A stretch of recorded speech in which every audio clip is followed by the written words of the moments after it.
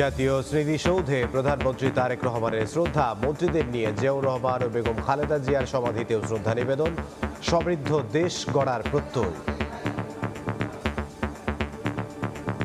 যে দেশের মানুষের দেশপ্রেম থাকবে না এবং জাতির গর্বিত সন্তানদের সম্মান জানাতে পারবেন না, সেই দেশটা সামনে এগিয়ে যাওয়ার কোনো সুযোগ নেই। যেখানে যেখানে দুর্নীতি যেভাবে আছে সেটা পর্যায়ক্রমে চিহ্নিত করে সেই পথরুদ্ধ করা হবে। আকাঙ্ক্ষা পূরণ করাটাই কিন্তু এই সরকারের, এই সংসদের প্রধান দায়।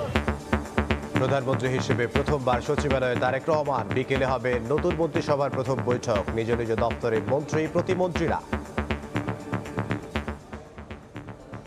জনাব তারেক রহমানের নেতৃত্বে আগামীর বাংলাদেশ করতে চাই। আমাদের চেষ্টা থাকবে যেন মানুষের প্রত্যাশা পূরণ করতে পারি।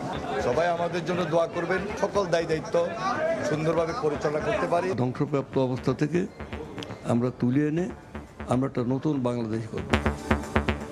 জুলাই অভ্যুত্থানের আকাঙ্ক্ষা বাস্তবায়নে সোচ্চার থাকবে জামাত, জানালেন ডক্টর শফিকুর রহমান। বললেন, সবাই উদ্যোগী হলে পরিচ্ছন্ন দেশ গড়া সম্ভব।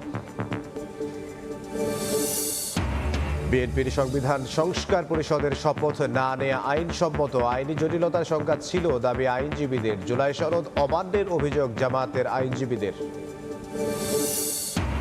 7 মাসে এডিপি বরাদ্দের 146% ব্যয় করে তাক লাগিয়েছে খাদ্য মন্ত্রণালয়। 10% অর্থ ব্যয় করতে পারেনি পরিবেশ সহ 8 মন্ত্রণালয় বিভাগ। রমজানের আগের দিন লেবুর হালি ছাড়ালো 100 টাকা। সবজি সহ ঊর্ধ্বমুখী খেজুর ও মুরগির দাম সরবরাহ স্বাভাবিক থাকলেও বাড়তি ডাল, চিনি, ছোলার দর। এবং দেশের ক্রীড়ার উন্নয়নে স্বাধীনভাবে কাজ করবে সংবাদ মাধ্যম, জানালেন যুব ক্রীড়া প্রতিমন্ত্রী। প্রয়োজনীয় সব পদক্ষেপ নেবে সরকার, বললেন আমিনুল হক।